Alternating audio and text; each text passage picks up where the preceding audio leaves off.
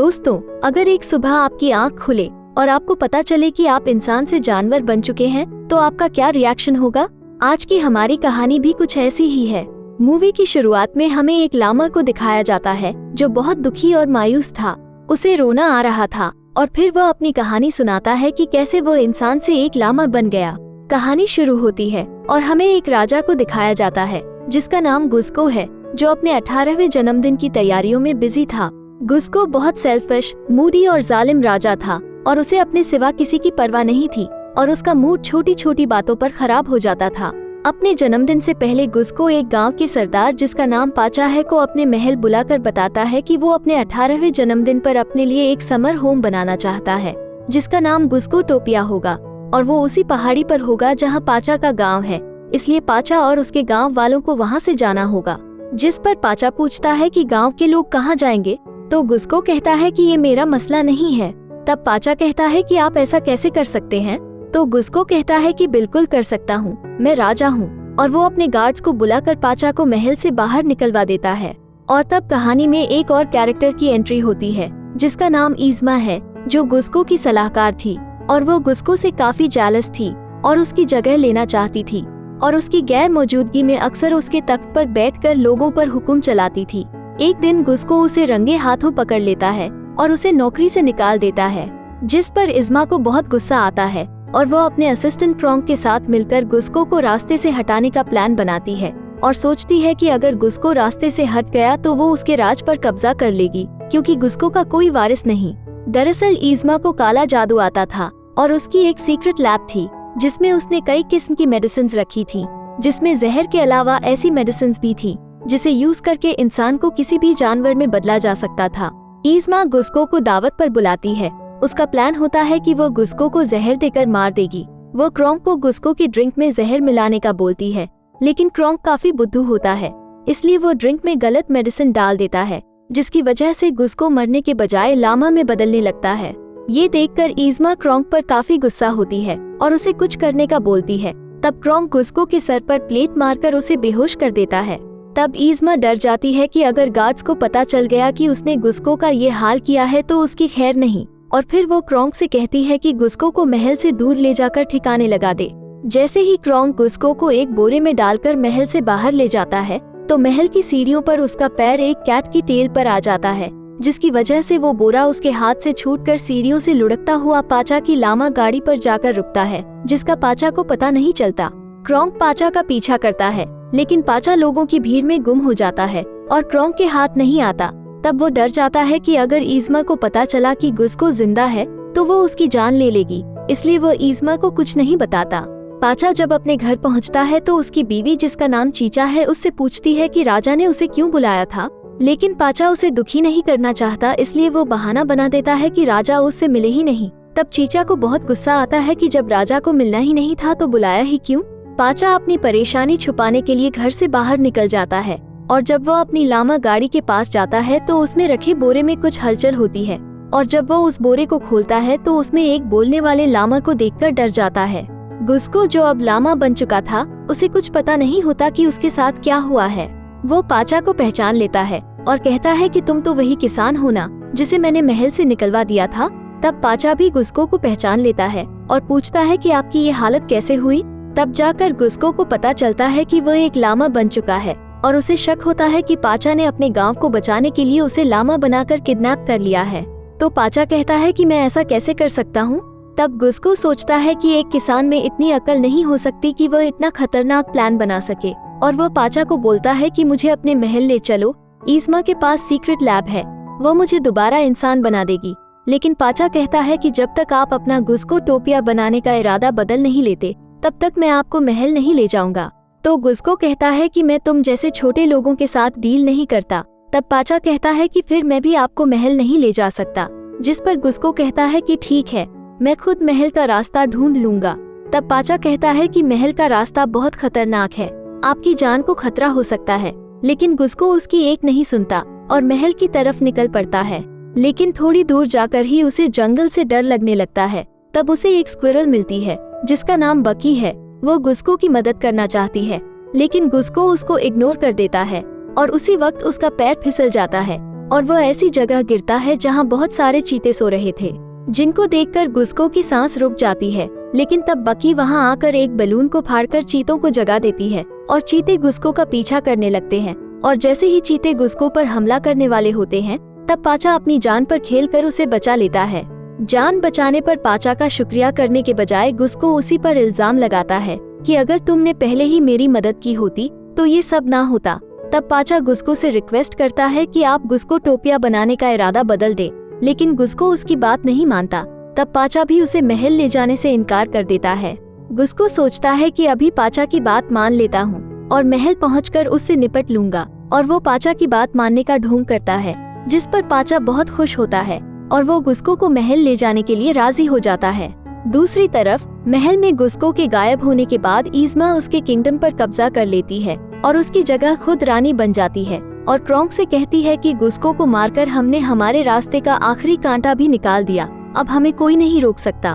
तब क्रोंक के मुंह से निकल जाता है कि हाँ, अगर गुस्को न आया तो हमें कोई नहीं रोक पाएगा। तब ईज़मा को क्रोंक पर शक होता है और वो समझ जाती है कि गुस्को अब तक जिंदा है और वो क्रोंक के साथ गुस्को को ढूंढने निकल पड़ती है। वहाँ पाचा और गुस्को एक ब्रिज पर से गुजर रहे होते हैं और पाचा कहता है कि इस ब्रिज को पार करते ही 1 घंटे के अंदर हम आपके महल पहुँच जाएंगे। और उसी दौरान पाचा का पैर फिसल जाता है और वो ब्रिज से लटकने लगता है और गुस्को से मदद मांगता है, लेकिन गुस्को इनकार कर देता है और कहता है कि महल पहुंचकर वैसे भी मैं तुमको उम्र कैद की सजा देने वाला था, अच्छा हुआ कि तुम्हें पहले ही सजा मिल गई। तब पाचा को बहुत गुस्सा आता है कि आपने मुझे धोखा दिया। तो गुस्को कहता है कि मैं ऐसा ही हूँ और वो पाचा को वहीं छोड़कर आगे जाने लगता है कि तब उसका पैर भी फिसल जाता है। अब पाचा और गुस्को दोनों ही ब्रिज से लटक रहे होते हैं और वो दोनों एक दूसरे को पीटने लगते हैं कि तब उनकी रस्सी टूट जाती है और दोनों नीचे गिरते हुए पहाड़ पर अटक जाते हैं, जहाँ नीचे कई सारे क्रोकोडाइल्स उन्हें खाने के लिए जमा हो जाते हैं। और तब वो दोनों एक दूसरे की मदद करके बड़ी मुश्किल से अपनी जान बचाते हैं। गुस्को को अपने किए पर अफसोस होने लगता है। तब पाचा कहता है कि ब्रिज टूटने की वजह से अब हमें महल तक पहुंचने में 4 दिन लग जाएंगे। तब गुस्को पूछता है कि तुम अब भी मुझे महल ले जाना चाहते हो? तो पाचा कहता है कि मैंने आपसे वादा किया था और क्या पता 4 दिनों में आपका इरादा बदल जाए और आप गुस्को टोपिया बनाने का ख्याल दिल से निकाल दे। वहीं ईज़मा और क्रोंक गुस्को को ढूंढते हुए पाचा के गांव तक पहुंच जाते हैं। रास्ते में उनका सामना उसी स्क्विरल बकी से होता है जो पहले गुस्को को मिली थी। क्रोंक ने स्काउट ट्रेनिंग ली होती है, इसलिए वो एनिमल्स की लैंग्वेज समझता है और बकी उसे बताती है कि गुस्को किस तरफ गया है और फिर ईज़मा और क्रोंक उस तरफ निकल पड़ते हैं।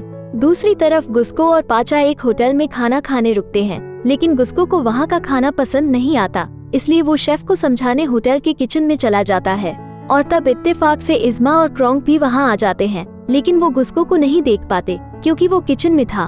तब क्रोंक पाचा को देख लेता है, लेकिन उसे याद नहीं आ रहा होता कि उसने पाचा को कहाँ देखा है।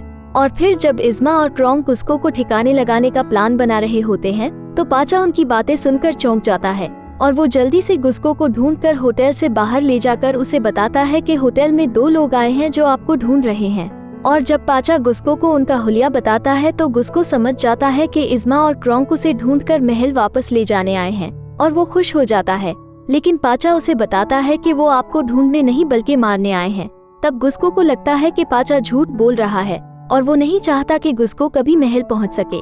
वो पाचा को बुरा भला बोलकर ईज़मा और क्रोंक के पास जाने लगता है, लेकिन जैसे ही गुस्को उनके पास पहुंचता है तो वो उनकी बातें सुन लेता है। ईज़मा क्रोंक को उसके किए पर डांट कर कहती है कि ये सब तुम्हारा कसूर है, अगर तुमने गुस्को को उसी वक्त ठिकाने लगा दिया होता तो ये नौबत ना आती। अब हमें जल्द अज जल्द गुस्को को ढूंढकर ठिकाने लगाना होगा। और तब गुस्को को असल हकीकत का पता चलता है कि दरअसल उसकी ये हालत ईज़मा ने बनाई है और वो पाचा को ढूंढने लगता है, लेकिन पाचा उसे कहीं नहीं मिलता। तब गुस्को मायूस हो जाता है और यहाँ वहाँ भटकने लगता है। और यही वो वक्त था जब गुस्को ने मूवी के स्टार्ट में अपनी कहानी शुरू की थी। इसके बाद हमें दिखाया जाता है कि रात के वक्त जब क्रोंक सो रहा होता है तो उसे अचानक से याद आ जाता है कि दरअसल पाचा वही किसान है जो गुस्को के साथ भीड़ में गायब हो गया था। और वो सोचता है कि अगर हम पाचा के गांव को ढूंढ लें तो हमें पाचा मिल जाएगा, और अगर पाचा मिल गया तो गुस्को भी मिल जाएगा। और जब वो ये बात ईज़मा को बताता है तो वो दोनों फौरन उनको ढूंढने निकल पड़ते हैं। दूसरी तरफ भटकते हुए गुस्को को कुछ लामा नजर आते हैं जो घास खा रहे थे। भूख से निढाल गुस्को भी उनके पास जाकर घास खाने लगता है कि तब उसे एक जानी पहचानी सी आवाज सुनाई देती है और जब वो उस आवाज की तरफ जाता है तो उसे पता चलता है कि वो पाचा की आवाज है, जो वहाँ मौजूद लामा से कह रहा होता है कि राजा गुस्को थोड़े बुद्धू जरूर हैं, लेकिन दिल के अच्छे हैं, लेकिन मैं उनको कैसे छोड़ सकता हूँ। मैंने उनको महल पहुँचाने का वादा जो किया है। ये सुनकर गुस्को इमोशनल हो जाता है और फिर दोनों पाचा के घर जाते हैं, जहाँ इज़मा और क्रोंक पहले से ही मौजूद होते हैं, जिनको वहाँ देखकर पाचा चौंक जाता है और चीचा से उनका ध्यान भटकाने का कहकर गुस्को के साथ महल की तरफ निकल पड़ता है। और फिर पाचा की बेटी चका और बेटा टीपो अपनी मॉम चीचा के साथ मिलकर इज़मा को खूब तंग करते हैं और उसे रोकने की हर मुमकिन कोशिश करते हैं, लेकिन इज़मा पाचा और गुस्को को महल की तरफ जाते हुए देख लेती है और फिर वो और क्रोंक उनका पीछा करते हैं। महल पहुंचकर पाचा और गुस्को इज़मा की लैब में जाते हैं और इंसान बनने की मेडिसिन ढूंढने लगते हैं। तब इज़मा और क्रोंक भी वहां पहुंच जाते हैं, लेकिन वो मेडिसिन इज़मा के पास होती है। तब पाचा उससे मेडिसिन लेने की कोशिश करता है और इसी खींचातानी में मेडिसिन की सारी बॉटल्स गिरकर मिक्स हो जाती हैं। इज़मा महल के गार्ड्स को बुला लेती है और गुस्को और पाचा को पकड़ने का बोलती है। तब पाचा और गुस्को मेडिसिन की सारी बॉटल्स इकट्ठा करके अपनी जान बचाकर भागते हैं और भागते वक्त गुस्को बारी बारी काफी सारी मेडिसिन ट्राई करता है, लेकिन वो कभी टर्टल बन जाता है तो कभी पैरट और कभी व्हेल, लेकिन इंसान नहीं बन पाता। और जब वो एक और मेडिसिन ट्राई करता है तो फिर से लामा बन जाता है, जिस पर वो बहुत खुश होता है, लेकिन फिर उसे याद आता है कि उसे तो इंसान बनना था। इस तरह करते करते आखिर में सिर्फ 2 बॉटल्स बच जाती हैं और जब गुस्को और इज़मा उन बॉटल्स को लेने की कोशिश करते हैं तो एक मेडिसिन की बोतल इज़मा पर गिरती है और वो क्यूट सी कैट बन जाती है। अब मेडिसिन की आखिरी बोतल बची थी, जिसको गुस्को और इज़मा दोनों इंसान बनने के लिए हासिल करना चाहते थे। कैट बन जाने के बावजूद भी इज़मा उतनी ही खतरनाक होती है और गुस्को का खूब डटकर मुकाबला करती है और काफी छीना झपटी के बाद आखिर में वो बोतल इज़मा को मिल जाती है। और जैसे ही वो उस मेडिसिन को पीने वाली होती है कि तब क्रोंक की बेवकूफी की वजह से वो बोतल उसके हाथ से छूटकर पाचा को मिल जाती है और वो उस मेडिसिन को गुस्को को दे देता है, जिसे पीकर वो फिर से इंसान बन जाता है। इस हादसे के बाद गुस्को काफी बदल जाता है और वो अब काइंड और हम्बल राजा बन जाता है और अपने किंगडम के लोगों का ख्याल रखने लगता है। और गुस्को टोपिया को पाचा के गांव वाली पहाड़ी पर बनाने के बजाय उसके साथ वाली पहाड़ी पर बनाता है, जबकि क्रोंक अब पाचा के गांव के बच्चों को स्काउट की ट्रेनिंग देने लगता है और इज़मा अब कैट बनकर ही रह जाती है। पाचा अपनी फैमिली के साथ अपने गांव में खुश रहता है और गुस्को भी अब उनकी फैमिली का हिस्सा बन जाता है और यूं ये मूवी एंड हो जाती है।